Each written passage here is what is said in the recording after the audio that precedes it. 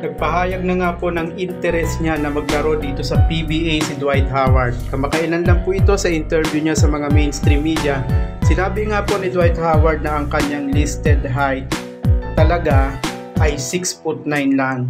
Subalit sa NBA ang listed height ni Dwight Howard is 6'10" to 6'11". Dahil nga po sinusukat ang mga player doon na nakasapatos. So binabanggit nga po ito ni Dwight Howard at sinabi niya mismo gusto niyang maglaro sa PBA. So abangan natin ang pagland ni Dwight Howard sa PBA, ang tapatang Junmar Fajardo, the Kraken versus Dwight Howard, the Superman ng NBA.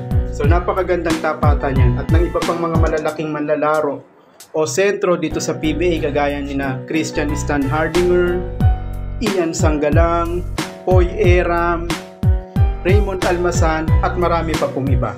Kayanin kaya ni Dwight Howard ang physicality dito po sa PBA, lalo na makakaharap niya ang mga physical maglaro kagaya ni Calvin Abueva, Bo Belga at iba pang mga manlalaro dito sa Pilipinas. So abangan natin ang paglanding ni The Superman Dwight Howard dito po sa PBA. Napakaganda po nito at very interesting.